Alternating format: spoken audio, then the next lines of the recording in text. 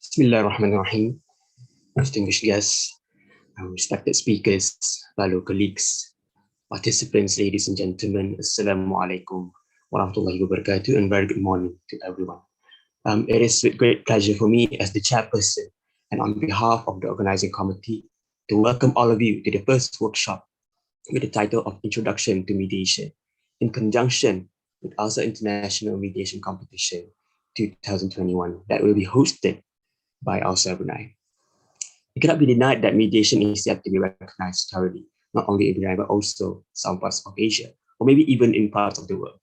People might not know what mediation is and how it is regarded as part of the alternative dispute resolution. For instance, when we happen to be in a situation whereby we face a conflict and it can be difficult for us to know where to turn in to find a solution for it, people might just let it go away on its own and just hope for the best, in which it could actually backfire on us in the long run. Thus, the significance of mediation can prove to be crucial as a way of solving a dispute and in a more balanced and neutral manner. And hence, I believe that mediation actually should be utilized and practiced more in the future, not only in Brunei, but also around the world. Here, I would like to express my gratitude and thank you to the respected speakers who I could say is an expert in this mediation field. That is Ms. Laila Zubaida and Mr. Ben Shazmin for actually accepting our invitation to today's workshop and are willing to share some knowledge on the aspect of mediation for the participants today, despite your busy schedule. And also not to forget, special thanks to Ms. Susie for accepting to be the moderator for today. And I'm not going to take a long time.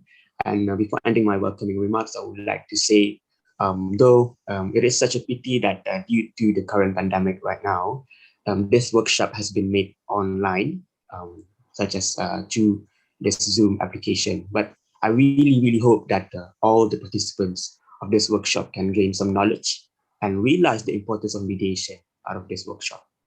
And maybe at the same time, feel encouraged and challenged to join the upcoming mediation competition in July, hosted by ALSA Brunei. And I guess that is all for me. Wabillahi taufiq wal hidayah. Wassalamualaikum warahmatullahi wabarakatuh. Thank you.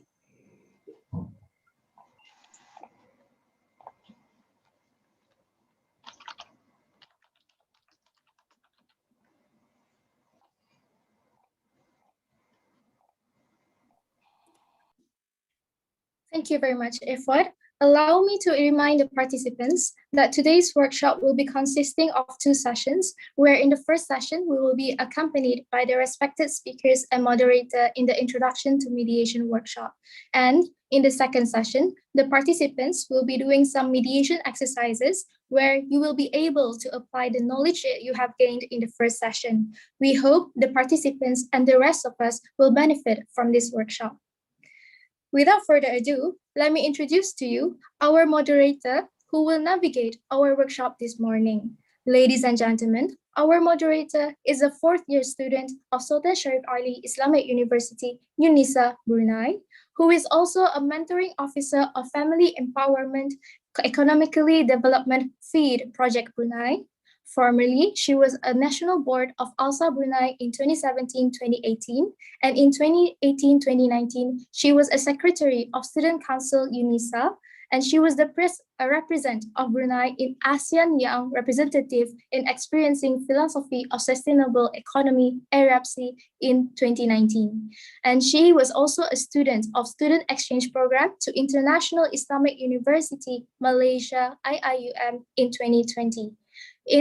May I present to you Nur Suziani Abdullah, the moderator for today's session. Suzy, the floor is yours. All right, thank you so much, Ms. Fazila, for the remarkable welcome.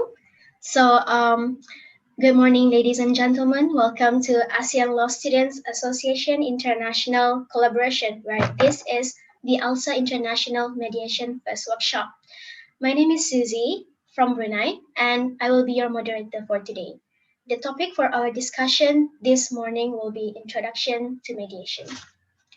So it's a great pleasure for me to introduce our speakers for today's workshop, who are going to talk more depth about the introduction to mediation.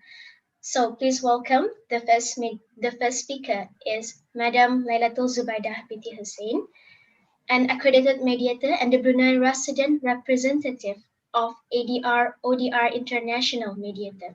She is also a founder as well as a principal of Damai Mediation. Damai Mediation is the first mediation practice in Brunei, offering mediation services as well as mediation training and accreditation. Madam Zubaidah started her career in the Attorney General Chamber of Brunei Darussalam in September 2001. Good morning, Madam. Assalamualaikum. Thank you, Susie. Thank you. How are you? I'm very good, thank you. Okay, we're able to start now. Okay.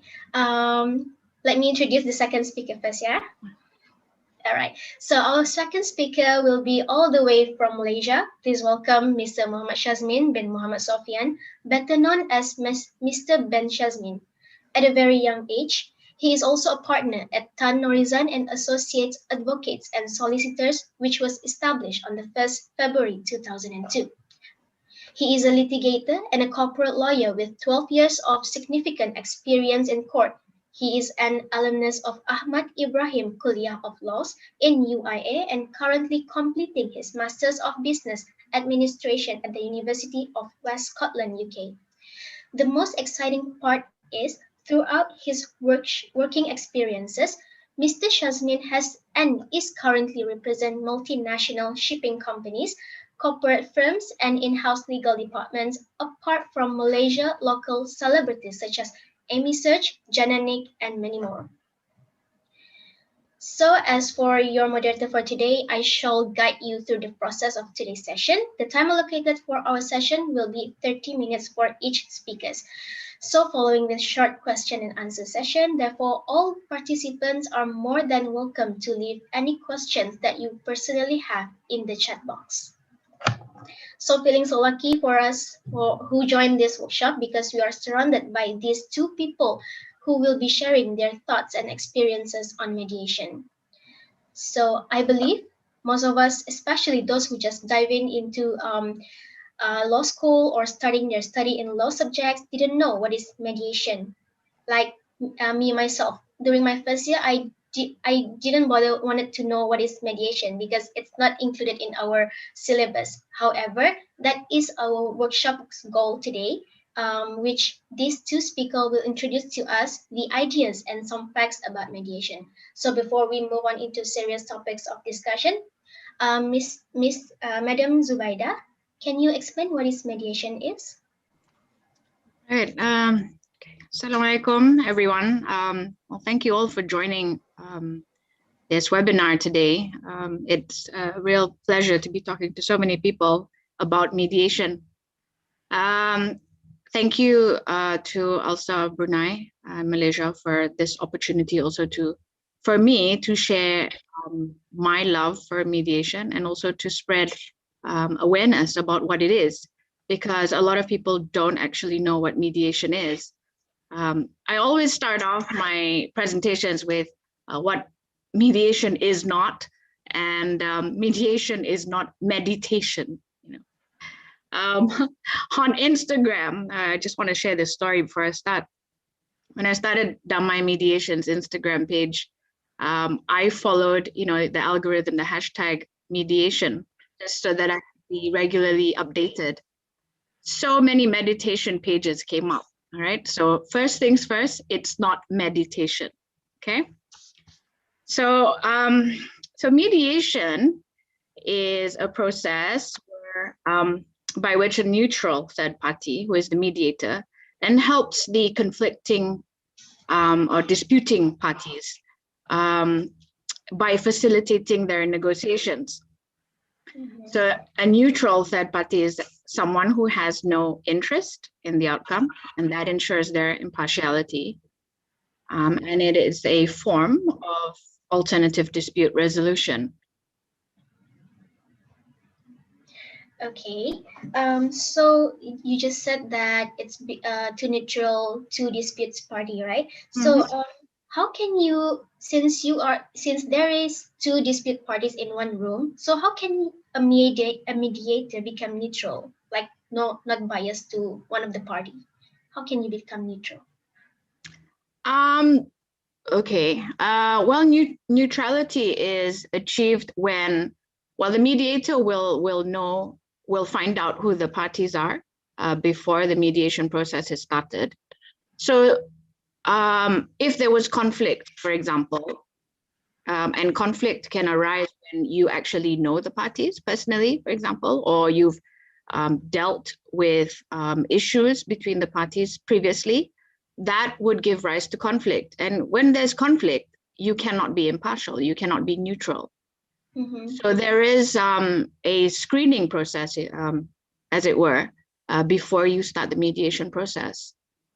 You really must not have an interest in the outcome. That's how neutrality or impartiality is achieved, something you know before the mediation process is started. All right. So how do you process the new disputes? Can you explain to us the process of the mediation? Okay, well, there's two parts of the question, I feel. When you say process, as in how does it start? How a party comes to me, for example, is that the question? Yes. Okay, so I'll put some context to this. As a private mediation service, for example, right? We run very much like the Singapore Mediation Center. So Damai mediation, for example, if a party wants to hold a mediation with the other party with which they have a conflict with, then they would come to Damai mediation and formally request for mediation to be carried out. So they would come to us, and then we would process. We would take all their details, the details of the dispute, mm-hmm. And then the administration of Damai would then contact the other parties and find out whether they are willing to participate in the mediation process. Okay. If the other party is not willing, the mediation process cannot proceed because this is a completely voluntary process. Oh, you can't force a person to go to mediation. You can, even within the court system, they can suggest it parties to try mediation, but it's certainly something that cannot be imposed on the parties. So in terms of requesting a mediation, that's how it would start. Would you like me to go into the whole process of what actually happens during a mediation? I think you can go through the whole process, but briefly. So I'm sure a lot of people are wondering what exactly happens during a mediation. As law students, you probably only know the traditional court system of counsels appearing before a judge, or a jury, wherever the jurisdiction may be. But essentially, when in a mediation, you have three people or more, depending on if it's a multi-party dispute and whether there's a co-mediator. But typically, one mediator, two parties. Sometimes they're represented by their counsels, or they're accompanied by their counsels. So a mediator will then explain his role, introduce himself, explain his role, assure the parties that it's a confidential process, also remind them of the ground rules in a mediation, and make sure that they have signed the agreement to mediate, ensure that they have the authority to sign off on whatever settlement agreement that could potentially be reached. And then after that, the mediator then invites the parties to give their opening statement, which outlines their position in the dispute. And this is done in turn. So party A will go first, and then party B will go second. And my training then, the format of my training is that then the parties are split up into two rooms. So the mediator then goes into the room with party A, speaks while the party B sits outside put in a different room. And then the mediator then draws out the issues, speaking to party A. And then once he's done exploring the issues, distilling the issues, the term is distilling the issues, to explore what exactly are the issues in dispute. He repeats it with party B, right? And this process repeats until we get to the second part of the mediation process, which is to explore possible options and then working towards solutions. So, and then finally, once parties start making concessions, the concessions then are communicated over to the other side. If once there's agreement, then you draw up an agreement. So essentially, very briefly, that's it. Yes. So basically, how long will the mediation take place? Like, is it gonna take 1 week, 1 month? Okay. So the advantage of mediation, and it's a feature of mediation, used to sort of advocate for it, is that it's very quick. It's faster. So, for example, if I use the statistics of this Singapore Mediation Center, 90% of their mediations are concluded in 1 day, and 1 day is 8 hours of mediation. Yeah, so it's fairly quick, you know. I think the mediators are trained to draw out the issues quickly, and this is far more effective than if the parties were to try it between themselves. You know, when things get quite emotional and all that, you know, sometimes you get sidetracked, and then you don't get to focus on the actual issues that are of concern. So the mediator does that. That is his role. All right. So I can see there is an overlap, like the duty of a counselor and a mediator, because at the end, both of the counselor and mediator will find solution, will suggest solution to their customers. So what are the differences? Like maybe we can see the differences between the counselor and the mediator. What do you think? A counselor, as in like sort of like a therapist counselor, is that what you mean? Okay. Client counseling.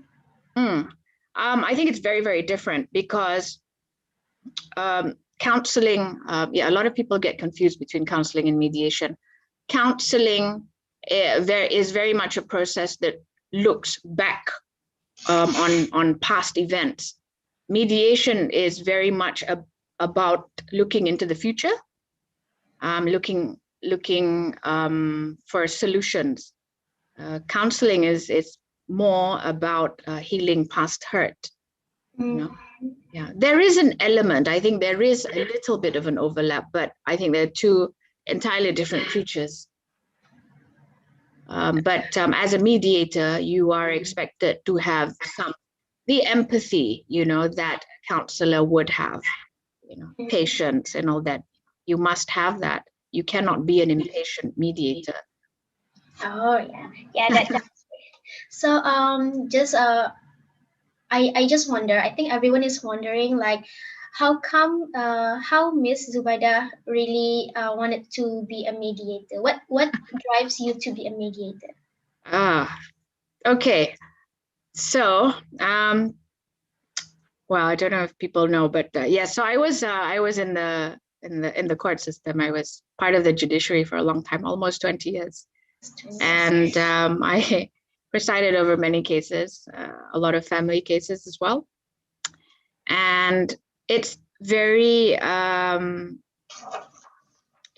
litigation is a very acrimonious process. It can get quite ugly in the courtroom. But when, thanks, Ben.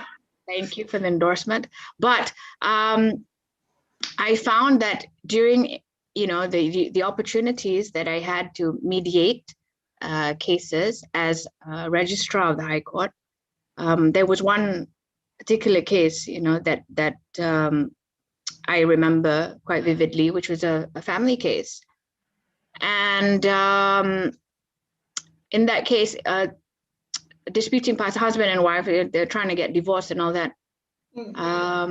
And it just wouldn't and it was ugly, and the wife wanted a divorce, but needed the husband to admit to adultery, which was not very pleasant at all.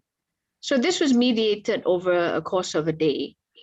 In the end, the case settled, and the judge was so happy that it didn't have to go to trial, because trial would have involved calling witnesses, family and all that, and it would have gone on, and it would have been extremely lengthy. So I saw then the benefits of mediation in being able to settle this case by 6 p.m. That evening. And it just cut down on so much time. It cut down on the unpleasantries between the parties. And they were able to move on after the mediation. Mm-hmm. So that's how, so once when I resigned last year, I knew that mediation is something that I really wanted to go into, because it is a way of helping people. I love the conciliatory effect and benefit of mediation. It's important, I feel, for parties to be able to preserve their relationships, even after a dispute. So that's what got me into it, and I've gone into it with a huge bang. I started the first mediation company in Brunei, and I'm really, really all out to try and get people to appreciate the benefits of mediation, keeping people out of court. Sorry, Ben. Keeping people out of court is really my aim. Yes. Okay, that's a very generous word. For everyone's information, Ms. Lailatul Zubaida, area of expertise is in commercial disputes, family and divorce mediation. Is that right? That's right. Yes, because of, like in divorce, there's children involved and whatnot, So I think it's a lot better for, divorcing parents to be able to talk through what's going to happen, for their family unit post-divorce, because it affects a child forever, doesn't it? Yes, that's true. Yeah, so it's very far-reaching. The benefits of mediation are so far-reaching. So that's why I do it. Oh, I see. So, back to your profile, which is you are the founder and principal of Damai Mediation, right? So, can you explain more about your own company, which is the Damai Mediation? Like it's stated that it provided mediation training and accreditation. What does that mean? Okay, so mediating requires certain skills. You can be helpful in a mediation if you're trained, but if you weren't, there's a very high risk of actually making things worse. So the mediation training provides you with the necessary skills to be able to manage the parties who are in conflict. Mm-hmm. It's quite, it's quite a sort of delicate journey for people who are warring with each other. There's emotions involved and whatnot. You bring two people together in a room, it can be quite catastrophic if you're not able to manage the emotions, and then you get people throwing insults at each other and all that. You have to be able to manage that.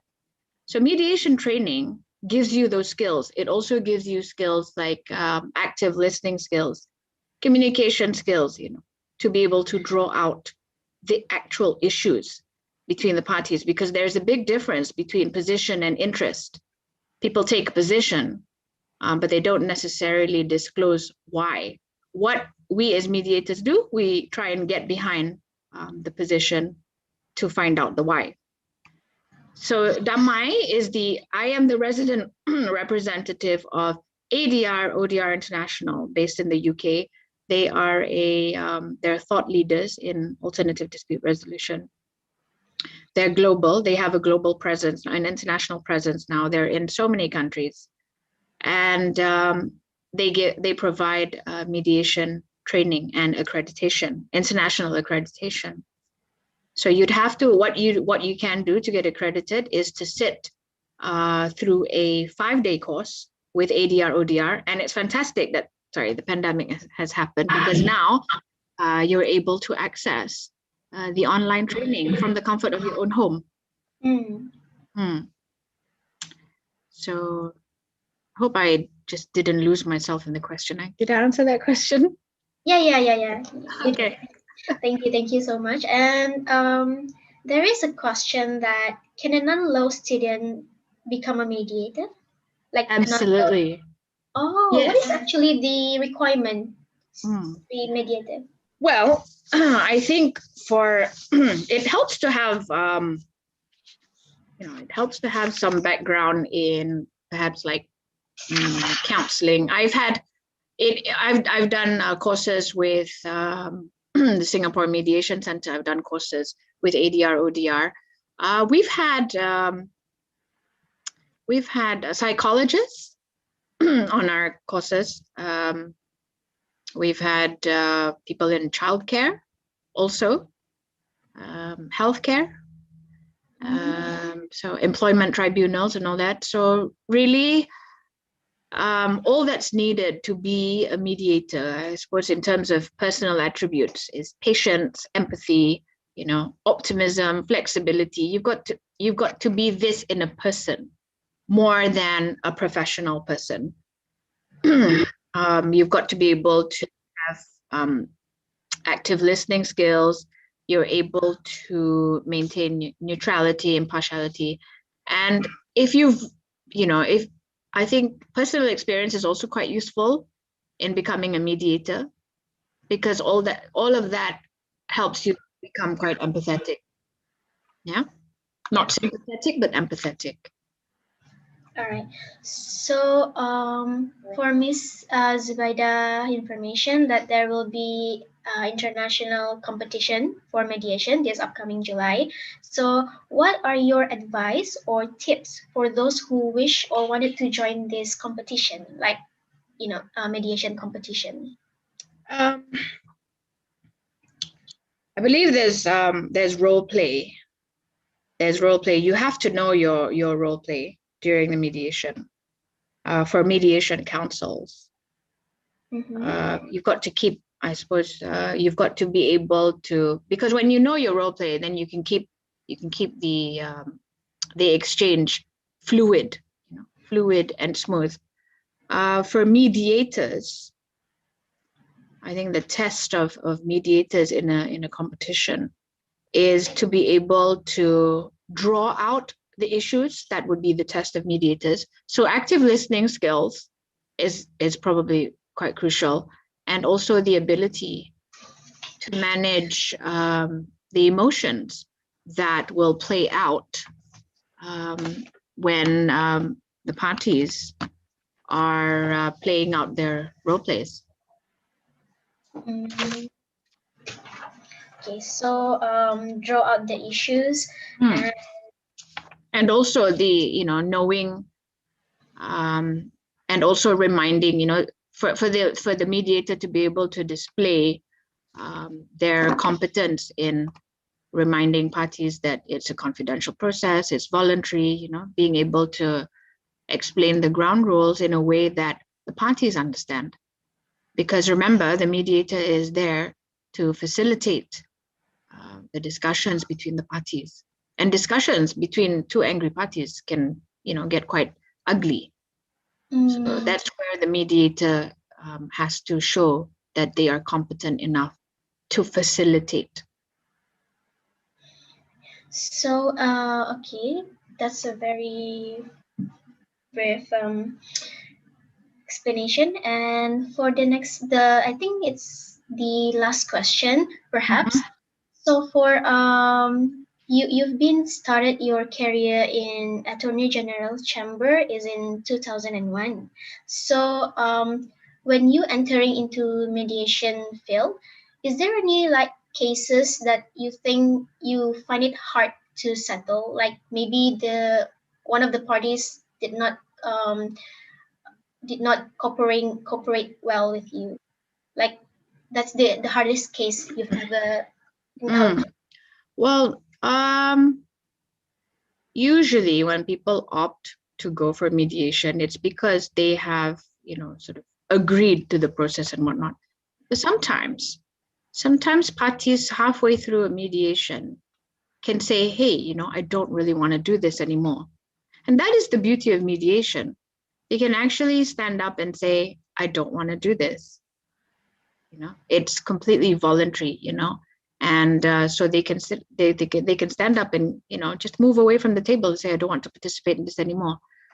But a mediator will always be obliged to remind them, you know, that they've come this far and whatnot, and so they should try and stay on in a mediation. So I don't think mediations can get particularly too difficult because the parties have that autonomy and that control. They have control over the process. So they won't actually get too difficult because everyone has a, you know, has room to, every person who comes to mediation has room to say, I don't want to do this anymore. All right. So I have since we have a few minutes left, can I add one more question? Yes. Yes. So for the last, I hope so, for the last question. So can you like lay down, I think you've just mentioned it before, the benefits of mediation, but maybe you can emphasize it more. What is the benefits of mediation instead of going to the normal trial, etc.? Well, I would say, you know, mediation over all the other, maybe over traditional processes. Yeah. And perhaps compared also, I mean, if we just do a comparison between mediation and arbitration, arbitration can be quite expensive. You know, it's expensive compared to, arbitration is expensive compared to mediation. Mediation is, you know, you can get a very quick mediation date compared to like the court process where you have to wait, you know, quite a while to get like a hearing date and whatnot. Yeah. It's also a confidential process. So, you know, you can keep things, you know, if it was a big business, for example, and they were concerned about their reputation, mediation is quite useful that way. Because even if they were to end up in court later on because they didn't settle, nothing within the mediation can be disclosed during litigation. All right. Yeah. All right. So let me emphasize back to the audiences. The benefit of mediation is, of course, the first one, it's affordability of the clients because it is more way cheaper way from arbitration. And secondly is timely resolution instead of lengthy trial. This one, mediation is more quick to settle. Yeah. The third is private session and confidentiality between the client and the mediator. Yeah. Right. I think that's all for thank you so much, Miss Zubaida, for sharing all your thoughts. And next one, we will jump to our second speaker. Welcome, Mr. Benchazmin. Thank you. Salam. Good morning. Good morning. How are you? I'm fine. How are you? I'm good. So, Mr. Benchazmin, you're from Malaysia, and how's Malaysia right now? Let me check out outside the window. It's actually sunny today at the west coast of Malaysia, Kuala Lumpur, but I was informed on the east coast, Terengganu, Kelantan, Pahang, they've been having rainy days for the past few days. All right. Okay, that's one. Thank you. So, I acknowledge that you already prepared slides for us. Do you want to go through that, or you want me to ask you questions? My assistant Iman will help me with to share the slide, and right. I'll go through today's agenda by way of the slide. Yes, thank you. At the same time, Zubaida, feel free to join and throw in ideas. Thanks, Ben. All right. Okay. First of all, thank you very much, Alsa, for having us on board today. I was invited to give some share ideas and perspective in terms of mediation from litigation perspective point of view.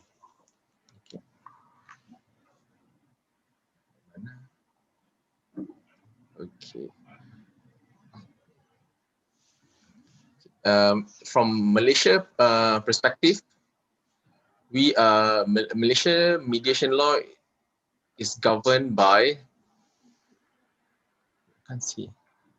by the Mediation Act 2012, which was passed in 2012 to promote growth of mediation in Malaysia. Okay, how it works? The mediation is actually intertwined with litigation. It all originates from dispute. Okay, when your rights has been transgressed or your right has been stepped on, that is where dispute comes in. And in the word of our Harvey Specter, you always have a choice, whether you want to go to court to fight, or you want to go to other methods to solve it. Especially in a situation where you don't think you are winning a fight, you might consider other ways to settle. Again, like Harvey Specter said, win a no-win situation by rewriting the rules. If you're going to lose by fighting it, then go mediate it. Okay. So in Malaysia, the mediation process happened along the way of the court proceeding as well as independently. That means you can opt to go to the mediation center straight, or you can initiate the suit in court, and then you, in between the case, you go for mediation. Okay, I'll explain to you how it works. Okay. Yep. Okay, when we file a suit in court, that is where you will have to put in your writ of summons or originating summons and your statement of claim. There, the plaintiff who brought the suit will lay down all the prayers that they're asking from the court. That means, for example, a case of breach of contract. If you enter into a contract, sold and delivered, you order some, then it was not being honored by the other party, so you're not getting it. So you will be asking, for example, specific performance. On the other hand, side, it has a reason why it's honored. So they wanted to be informed. So during the court process, the judge will make an order of referral to MMC, which is the mediation.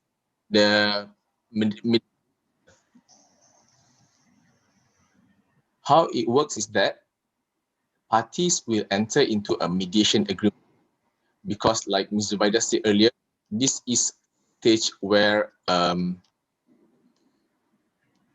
it has to be by way of voluntary. Voluntary. Okay. Correct. So once party enter into agreement, they will have to complete a form, and then it will be submitted to the mediation center. All right. And then the mediation center will schedule for parties to appear before a mediator not later than 1 month from the date of case referred. And then all session for the mediation has to be attended by the party themselves or by their representative authorized by, for example, it's a company. Okay. And then this is a very flexible, where parties basically negotiate on getting the dispute settled rather than establishing their rights, like why I am right, why you are wrong. This is basically the total opposite of litigation, whereby litigation is an adversarial process of resolving dispute. That means the adversary system is a legal system used in common countries where two advocates represent will produce evidence before the judge in order to determine and to get the court to pass judgment in their favor. That means they will prove that why I am right, why the other side is wrong. That is a system. But mediation is rather voluntary, flexible, and less formal. It focuses on the needs and interests of the parties in setting the matter rather than fighting to establish their rights and position. Okay. Yeah. Like Ms. Zubaida said earlier, parties will negotiate mutually to accept acceptable solution. It may not be what like what they are entitled 100%, but maybe they can settle midway. For example, okay lah, we settle for 60 or 50. Okay. Okay, this is sharing is a form 1, which is a mediation agreement. If you can see, because this process where the matter has been referred to court, so you have to specify what are the name of the judge and the parties. There could also be third parties, is it? When for example, when A is claiming against B, there are also another party involved that caused the dispute. So that is where the third party comes into picture.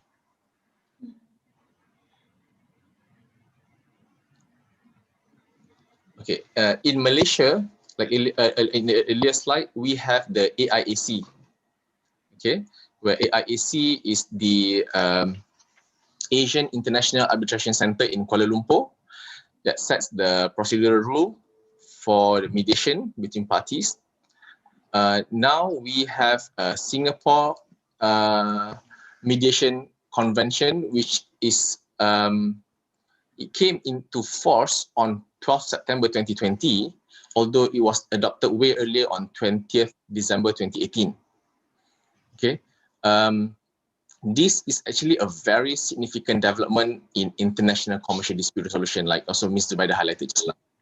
Because by having, I think current, as the date of the ratification coming into force of 1st September 2020, the convention has actually 53 signatories, including US, China, India, Ecuador, and the most recent country to ratify the convention was Singapore, Qatar, Saudi Arabia, and also Belarus.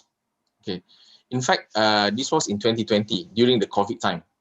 Earlier, when I was in a conference in Rome, October 2019, BC, before COVID, I had the chance discussing with the government representative from Belarus, and I was informed that they really look forward into ratifying this because it will give a very significant importance to businesses who are trying to enforce any agreement of mediation instead of applying to court. Okay, to them who are running businesses, they just want things and proceed their core business rather than spending so much time as well as money to litigate a matter. Okay, that works really in line with what Ms. Zubaida here. They want to get out from court, settle the matter, proceed with life. Yes. Okay.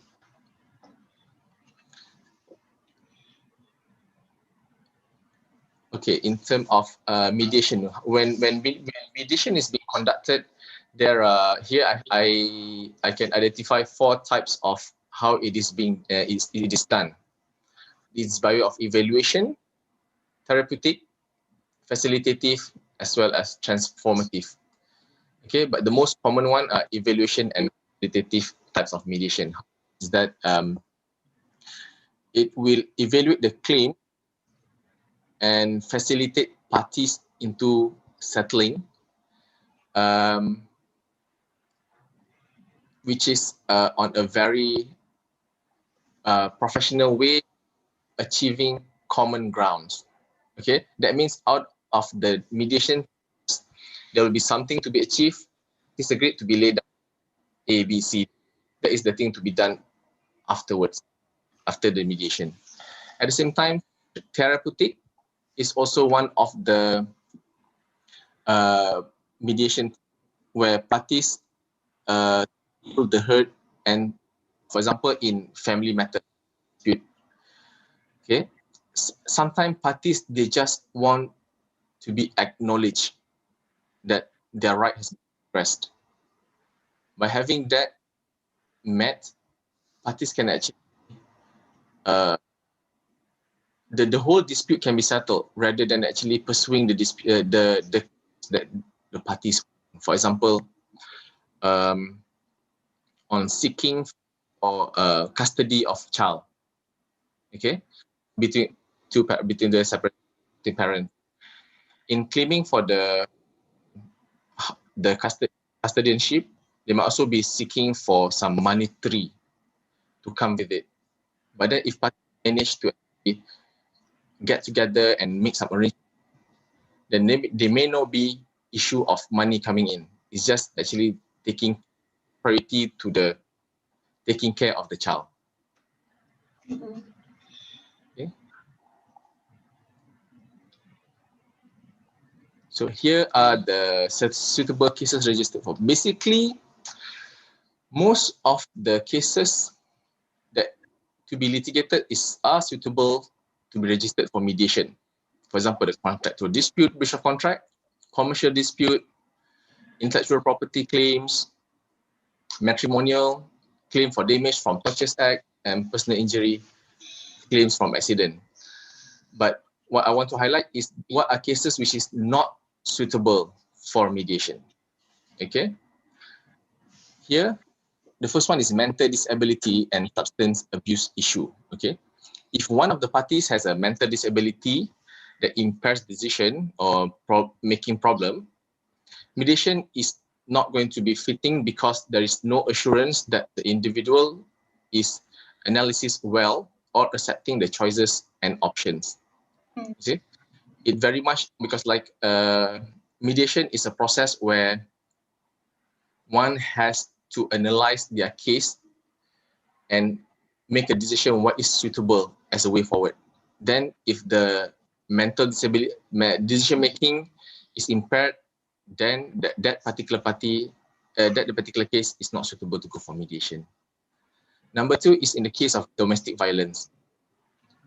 Okay, both parties must come to the table of their own free will and with the ability to make their own decisions, free of any coercion or force or threat. In the case of domestic violence, it may not be feasible to speak your mind, feel confident in your choices, or convey yourself in a mediation situation. Because of the history of having enduring domestic violence, it would make the victim of domestic violence not able to convey or to bring across the message because the fear is still there. It won't go overnight. Okay, so the outcome of the mediation process may not be favorable. Okay. The third situation is in case of incapability.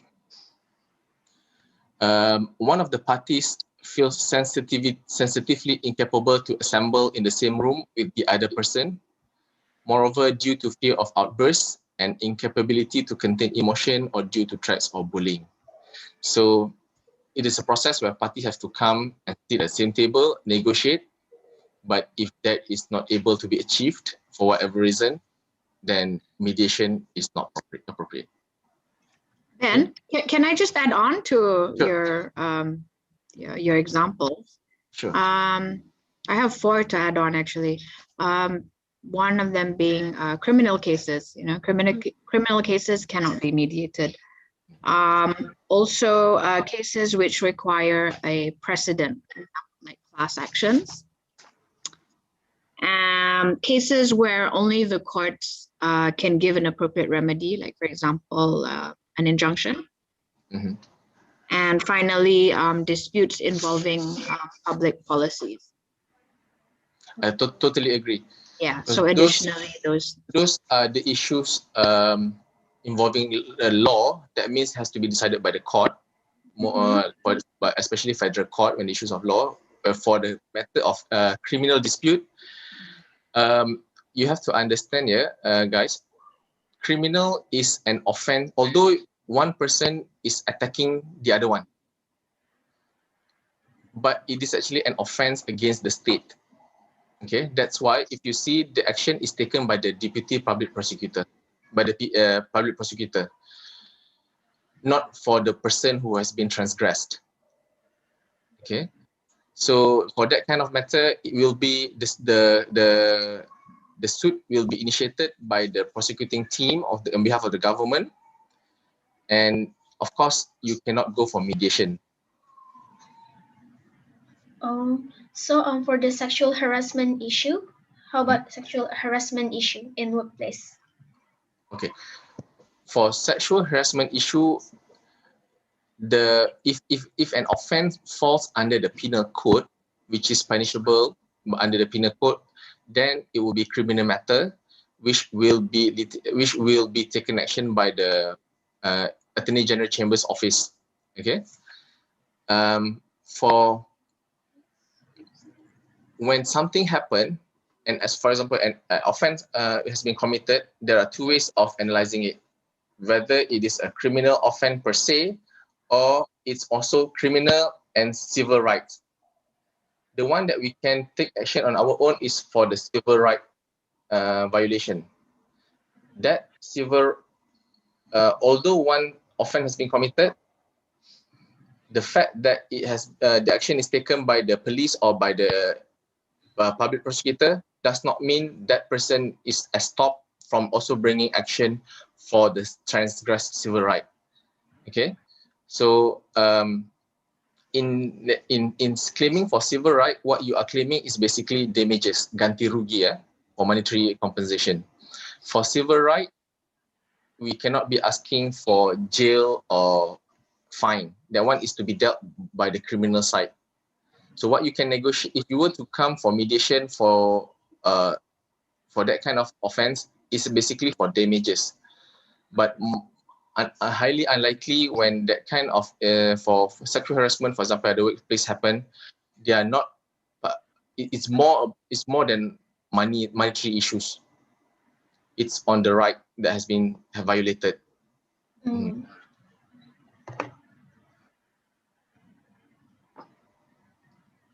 Advantages of mediation by now. Okay, I would like to share few mediation stories. Okay, like here, this is a quite recent case involving a reputable law report publisher, LexisNexis, and also Malaysian Bar, whereby in this matter, it involved a subject matter of 3.8 million for that one part. Malaysian Bar has terminated the contract to engage LexisNexis for providing the service, and then LexisNexis claimed it to be a breach of contract. So they're asking for a compensation of 3.8 million. Parties in this matter agreed to go for mediation, but the outcome of like we all know, mediation confidentiality is one of the most interesting aspect, where parties doesn't want other people to know what's actually going to be the outcome.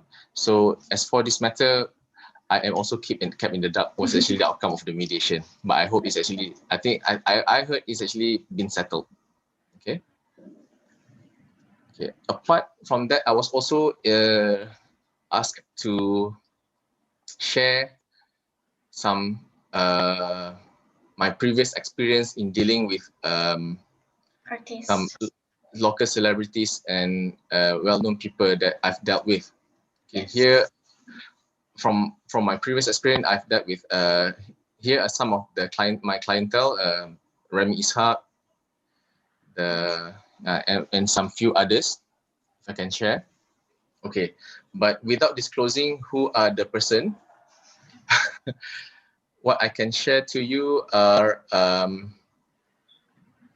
there are many. If you realize, in our daily life, we really intertwine with law and rights. It's just that whether people realize it or not. Okay. I can share with you a dispute between a local celebrity and her interior designer. What happened was this celebrity engaged an interior designer on the recommendation of a friend to decorate her newly bought house. Okay, having specified her budget in the range of few RM100,000, then they started working on getting the house being decorated. Along the way, so many new items were added, here and there adjustment, or I want to have or change this small TV to a bigger one, more CCTVs to be installed. So it keep on on and on and on. But upon being presented with the bill of the cost involved by the ID, the celebrity was so shocked because it totally burst. And she got so mad because she said, I've already informed you of my budget, why you didn't advise me that actually this is way beyond what I want. And at the same, there's also a defense from coming from the ID is that you are my client. I'm obliged whatever you say. Is whatever additional items come as a form of variation order. So for this one, I managed to get the parties to mediate before we go to court. So they managed to settle, whereby the celebrity had to reduce her expectation in getting the house decorated, but at the same time, the interior designer also gave in by way of reducing her professional charges. So the celebrity is able to get, for example, an A- quality at the price of A.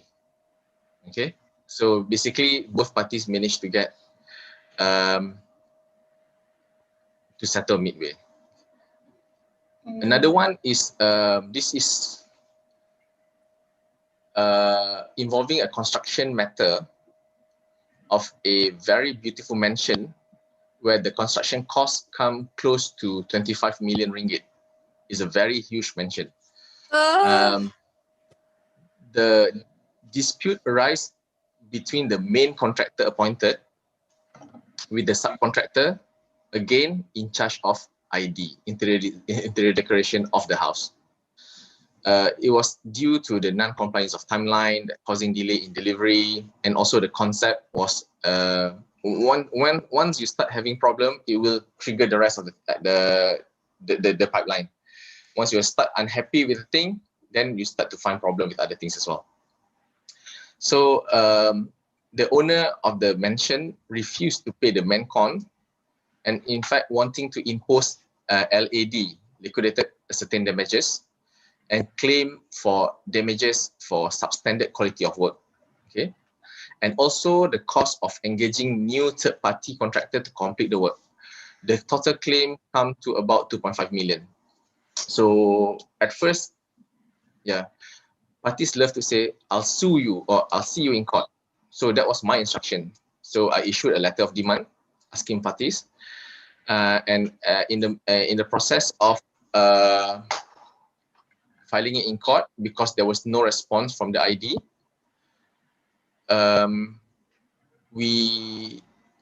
once we filed the summons, but before we actually served it to them, I was reached out by the ID's solicitor, the lawyer, to come for negotiation. So we met, and it was done between the solicitors, and at the end, parties managed to settle. And how the settlement was reached was that the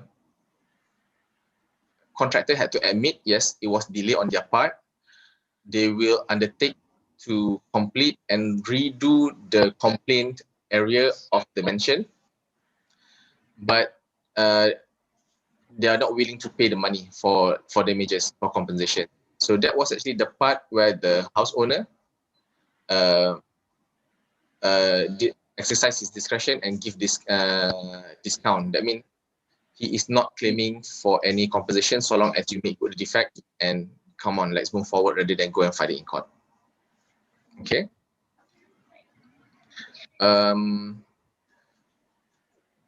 Another case involving celebrity that I handled was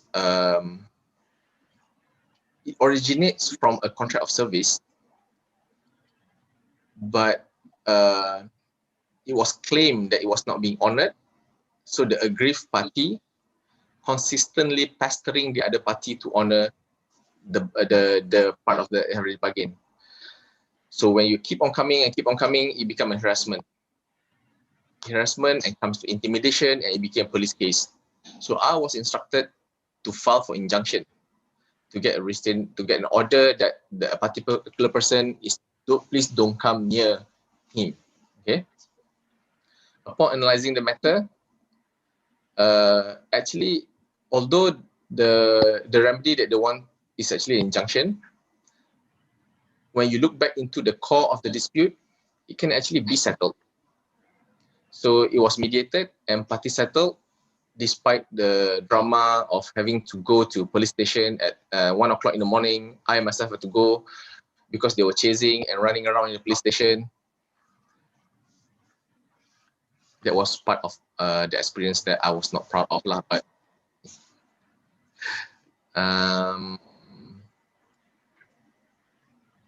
another one of I think this is one of my earliest mediation experience, where I dealt with a family dispute claiming for distribution of properties.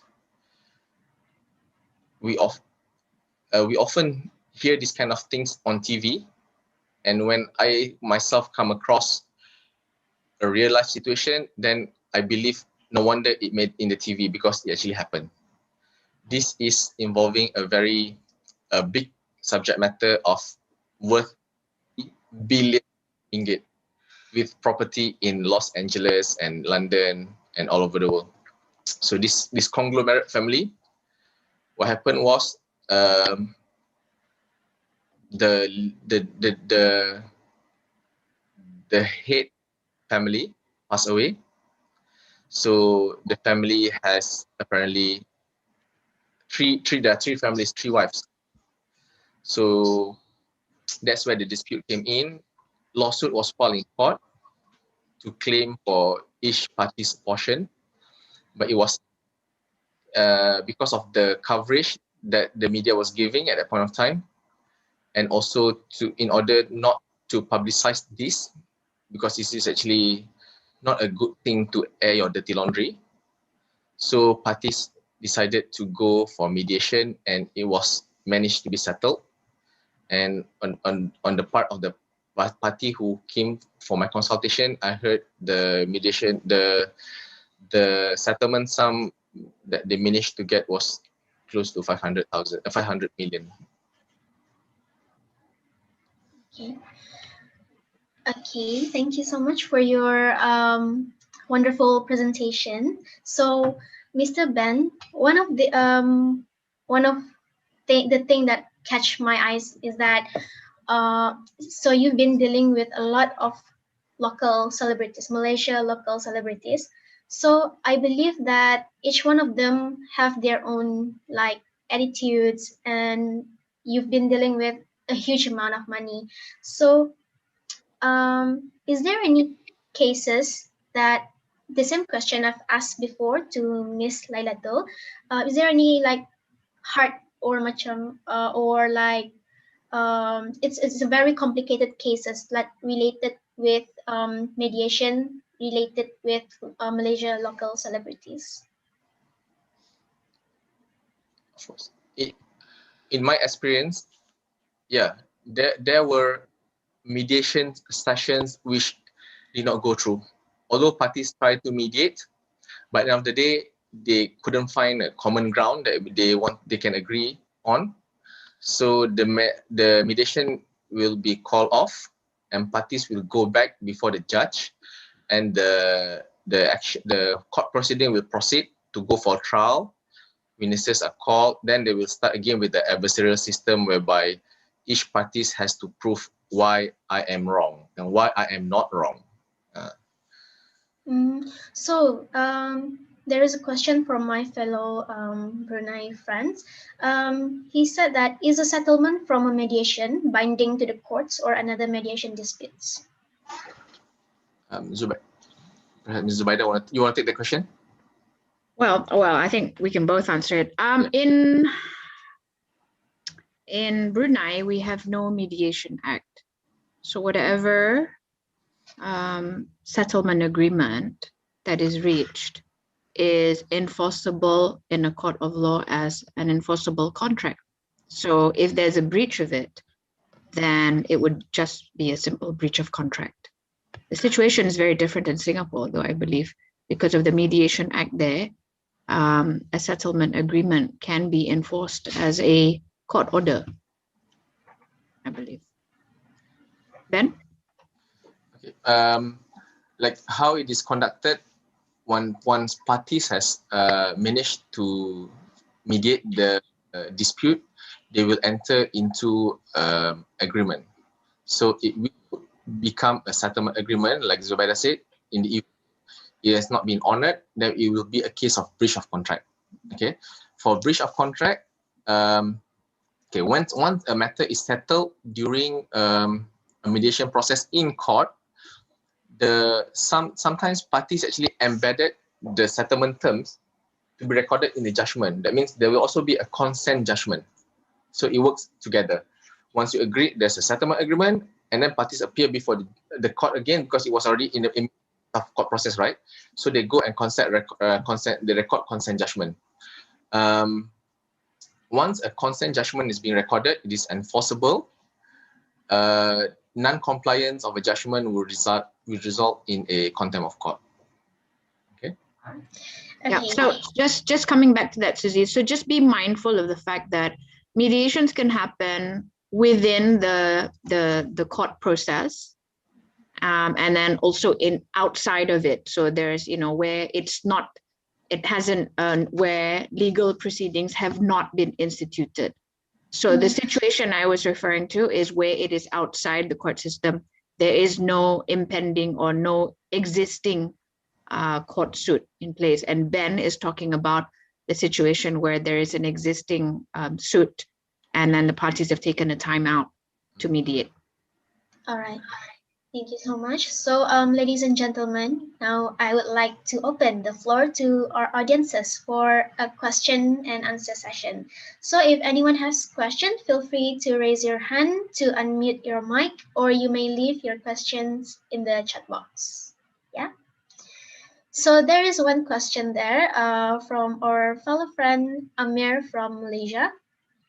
So, Assalamualaikum and hi everyone. I got two questions to be answered by any panel. The first one is how to effectively use that one as mediator or as the parties. I don't know how to pronounce that. Caucus? It's a caucus. A caucus. How to effectively use the caucus as mediator or as the parties. So any of the panel wanted to answer the question? The first question?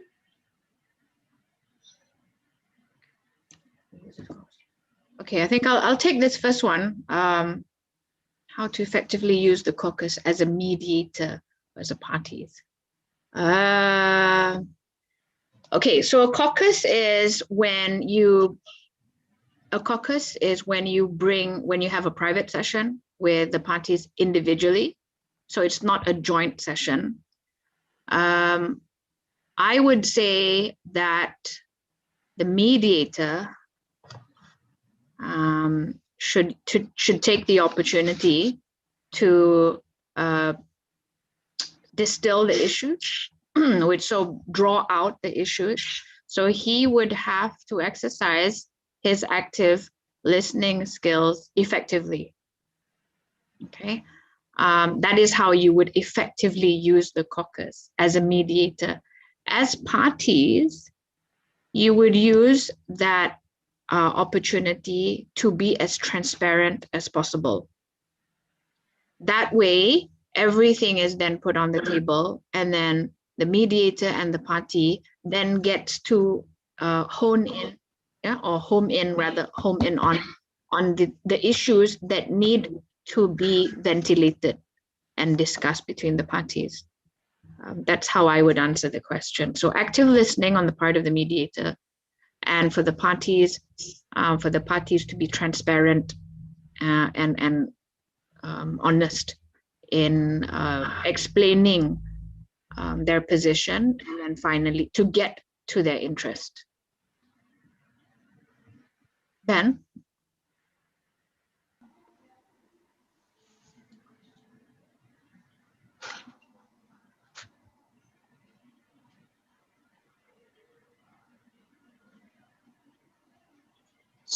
Sorry, Zobeda? Yeah, I've answered the first question. I didn't know Yep. whether you wanted to Okay. have some input. Yeah, I agree with you on that one, on the how caucus is being used as mediator. I think, in fact, that is actually, that's the best answer coming from the mediator herself. Okay, so there is the second one. So Okay. hold on, yeah. Assuming there was one party in a mediation who able to pursue his best interest, while the other party do not do really well in pursuing his interest. However, during the private session with the first party, the mediator find out about the confidential information, which will significantly improve the situation of the second party.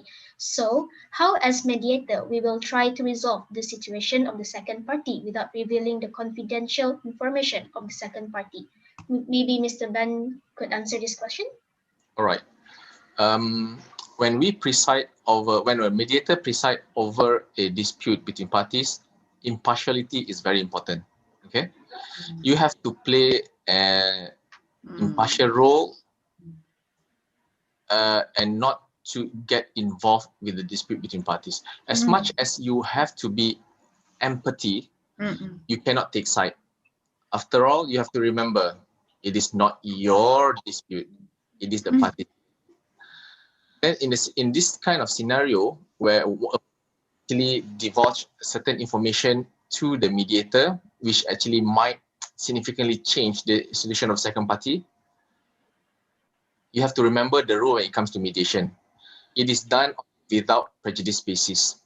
So whatever information parties supposed to come to the table and show all their information that you inform during mediation cannot be in the court of law. It cannot be. If, for example, if mediation did not go through, you cannot later use the information divulged in mediation in the court because it was done on a without prejudice basis. But then again, knowing very well that the information could actually benefit the other side in that sense, that means he is not totally 100% true. And that is normally how life is. Yes. It could be due to the other side. It actually it could be a case of contributory negligence or fault from both sides.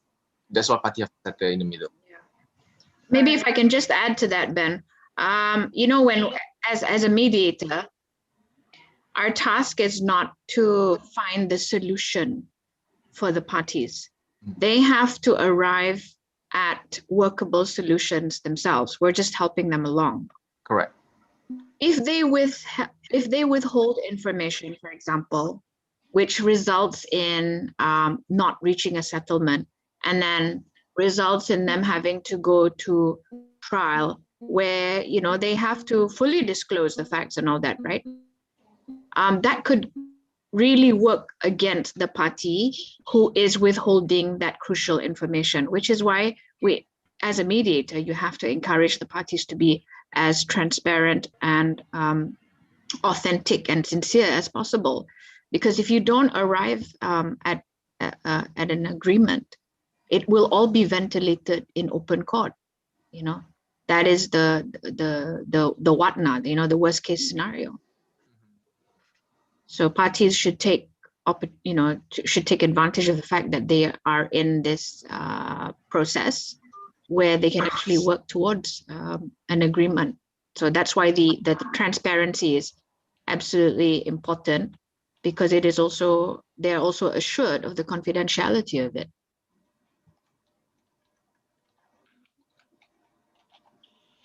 Yep. Okay, thank you so much for the speakers. And I see there is two people raising their hands to ask questions. So perhaps from also Philippines, you may ask your questions. Hello, good morning to the speakers and everyone in the webinar. Magandang umaga. Hi. Is there any case in your countries where mediation is a requirement and not just optional for them to proceed to court. Because, for example, in the Philippines, if the crime or if the offense is punishable with less than 1 year imprisonment or less than 5,000 in fine, 5,000 pesos in fine, and they would be required to go to barangay conciliation, or that is the local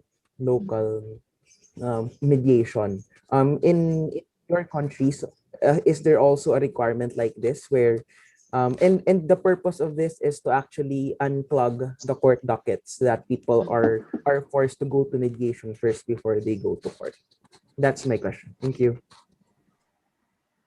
Ben, do you want to take this first? Okay. Insofar as Malaysia and Commonwealth countries are concerned, like I've actually explained just now, there is no, so long as the matter is a dispute that parties can bring to court on their own, it can be mediated. Okay, but those that cannot be mediated are the criminal offences. There is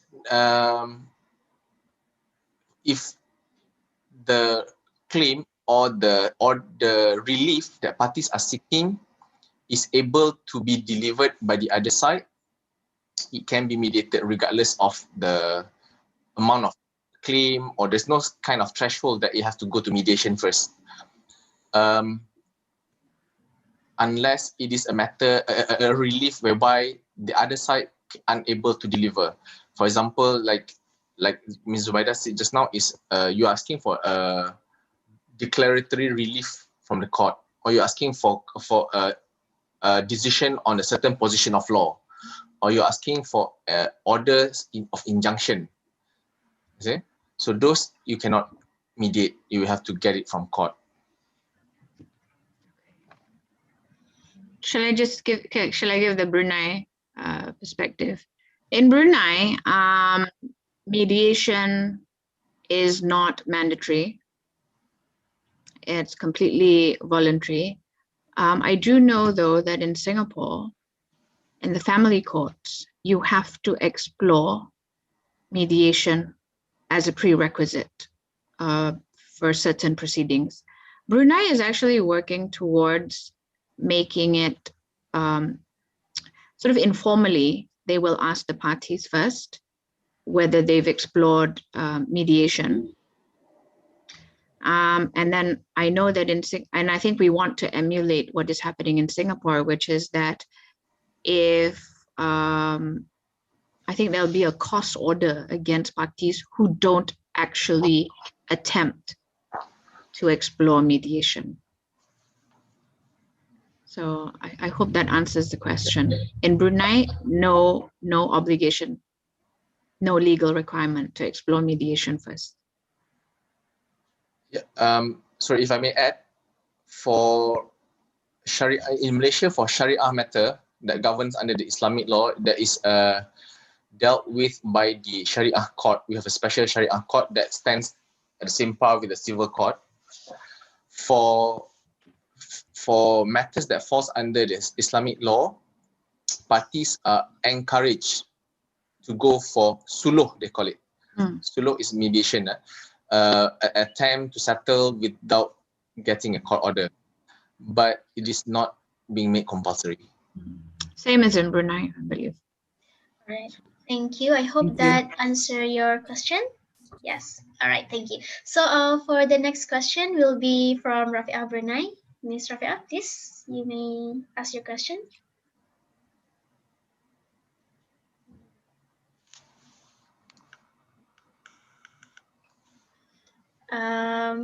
Ms. Rafi'a, are you still gonna ask your question or no? Yes, put down the hand. Okay. So sorry. Oh, okay. I accidentally unmute. Actually, apparently, Ms. Ben just answered my question. My question actually regarding the suluh. Yeah, I wanted to ask, is the mediation is applicable as a process to Sharia case as well? But Ms. Ben just answered the question and it says that there is a suluh. So I guess the mediation process is quite the same as Sulo? And is it possible? Can actually, like in Brunei, in Sharia Court, there are the official Sulo officer, right? So is it possible, let's say the client want to change, like for their comfortability, to change the Sulo officer into their own private mediator? Are you asking this to Ben or myself? This is in the Brunei context, is it? Yeah. Okay. I think in the Brunei context, private mediation services were not available previously. Damai was only set up last year and in December, which is why I am actively trying to make it known that private mediation services are available. Probably need ALSA's help to do this, but I think it would be open to any disputing parties, whether in the Sharia court or in the civil courts, to explore mediation privately, because it just prevents you from entering the court system completely, right? So I think in the Brunei context, the answer to your question is, I think if parties knew that there were private mediation services, they might opt for it. It would be open for them to opt for it, and then which would completely change the nature of the application before the Sharia court, with an agreed settlement between them already. The only hurdle I see to that, the only hurdle I see is the parties probably not willing to pay for private mediation services, because I think if they were within the court system, they wouldn't have to pay. But of course, they wouldn't also have the liberty of choosing their mediator. They would just, they would just be given somebody. So that's the difference, I think. All right. I hope, Mr. Ben, do you have anything to add?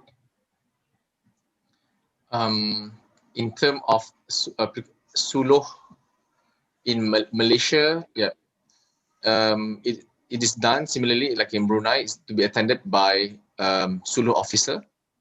But in terms of there's also being said that it is not merely limited to mediation, because it is actually broader. It can also be include hakam, you see, where hakam it is where it's rather more authoritative that can confirm the decision.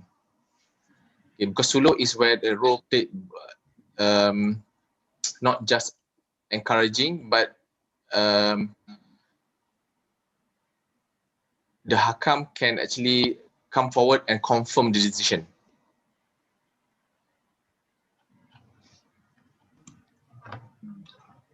Okay. There's a question in the group chat.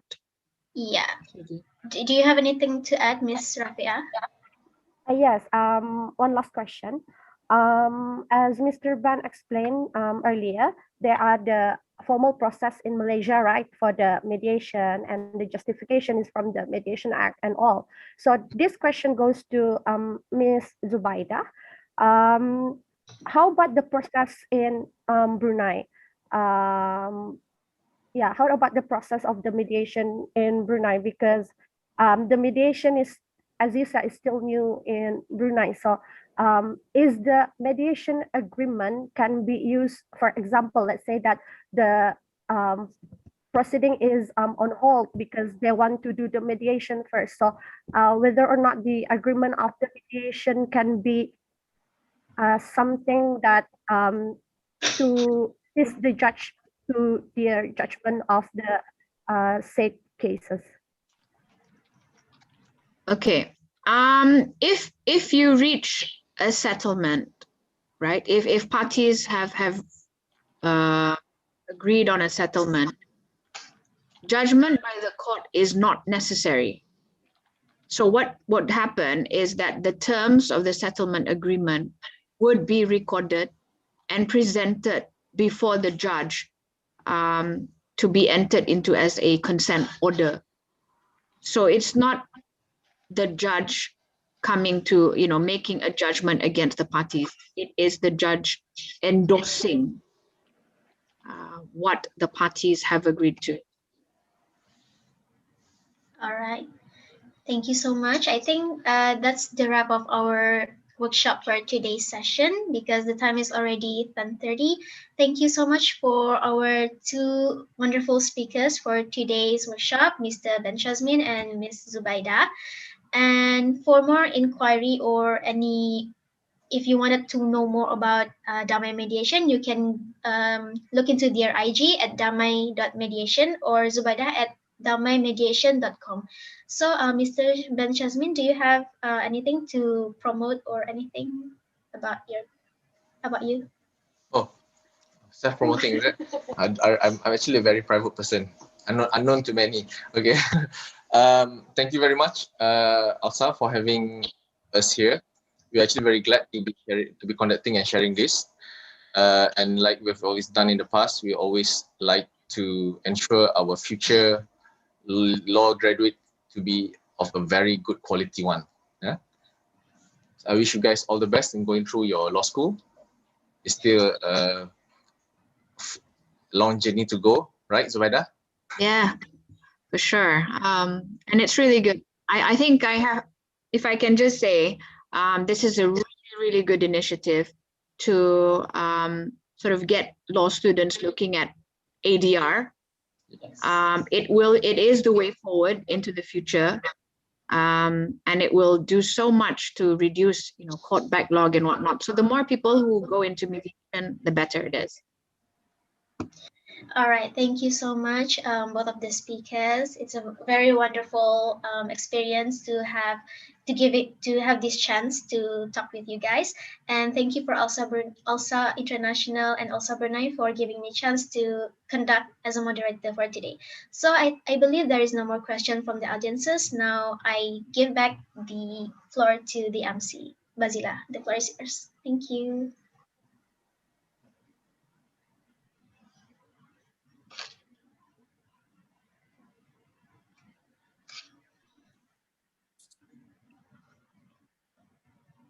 All right, thank you. I'm sorry. All right, thank you, Susie. That was such an incredible and fruitful discussion, really.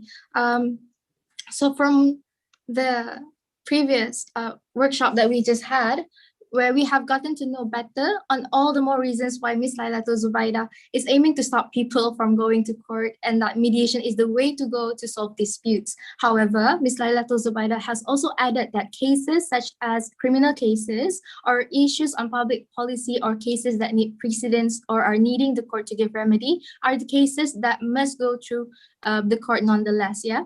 And Ms. Lailatul Zubaida also highlighted the requirements of a mediator, like the traits to have as a person, such as patience and empathy, and that anybody can become a mediator, really. And it is not necessary to be a person of law background, yeah. And from Mr. Benshazmin's part, we had the opportunity to understand mediation on a deeper level, such as its processes or stages and the types of mediation. And also, he also highlighted the cases which are not suitable to be registered for mediation, in addition that Ms. Lailatul Zubaida has added to. And also, among the cases not suitable to be registered for mediation, as highlighted by Mr. Benshazmin, is the cases such as domestic violence and the issues on mental disability. And we were also exposed to some of the prominent mediation center and convention, thanks to Mr. Benshazmin, and where afterwards he also kindly shared with us his incredible stories of past experiences in dealing with cases involving Malaysian celebrities. That was really great, such a fruitful discussion, really. And once again, we would like to express our gratitude to the respected speakers, Ms. Lailatul Zubaida and Mr. Benshazmin, and of course, our moderator, Nur Suziani Abdullah, for the remarkable sharing of knowledge, really. Now, we are going to move on to presenting the certificates of appreciation to the respective speakers and moderator. So I hope you are all camera ready. So we would like to invite the moderator first, yeah, Nur Sudani Abdullah, to have a picture taken with the certificate. So yeah, our OC is currently sharing the screen. All right. Okay.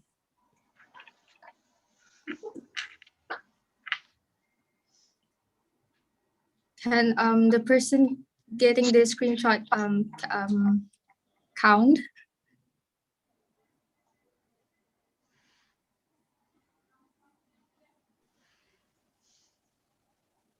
Wait, yeah.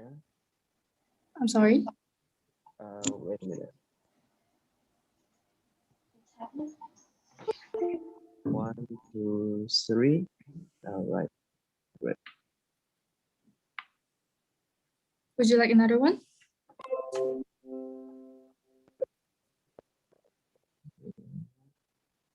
Okay. All right.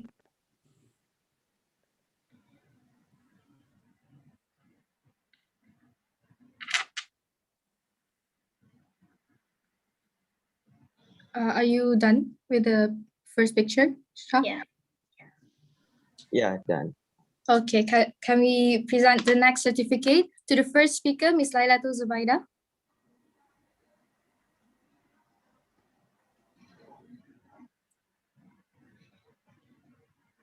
And we'll have a picture taken as well, yeah? Shah, can Alright. you may count? All right. Wait a minute. 3, 1, 2, 3. All right. Nice. Okay. And last but not least, Mr. Ben Shazmin, we invite you to get a picture as well with your certificate. I'm pretending going on the stage. Yes, yes. Try to hold it, yeah? All right. Wait a minute. 1, 2, 3. Sorry. Got it? Okay, one. All right. Camera Okay. One more time. One more time. Okay, wonderful. So now we're gonna have One more a time? picture, a group Yeah, photo one more time. taken. One more I'm time. sorry. One more time. Oh yeah, sure. So Yeah. sorry. You have to pay royalty, no? All right. Nice. Okay. Okay. So now we're gonna invite the speakers to get a group photo with the participants as well. Yeah. So we're gonna give some time to the participants to get your camera ready and be camera ready to get a picture together.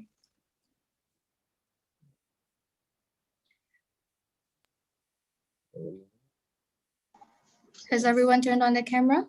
We'll give maybe a minute, yeah, for you to get settled. All right. Currently, I'm on the first page. All right. Um, Smile. Where I do. But yeah.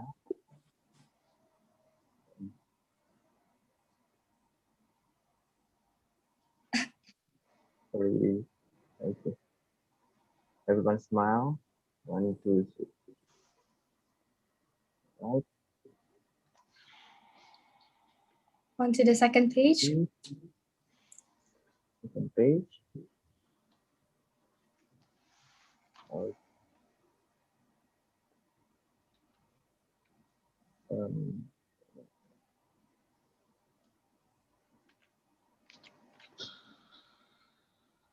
right. Smile. 1, 2, 3.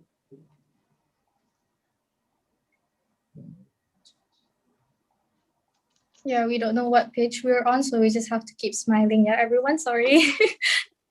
Right. So maybe it's on the third On the page. third page. Okay, is this the final page? Yes. Okay, give your biggest smile.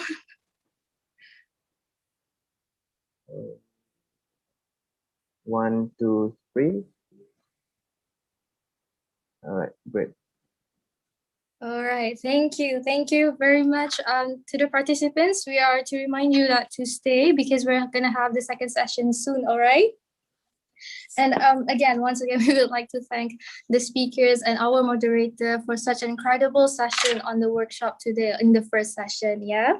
And also to the participants, As this is all for our first session this morning, we would like to remind you to stay, and soon you will be assigned to your respective Zoom breakout rooms. Should any of you have troubles entering the breakout room, do reach out to us via the Zoom chat box, or you may use the Zoom feature to raise your hand and tell us you cannot enter certain breakout rooms, yeah?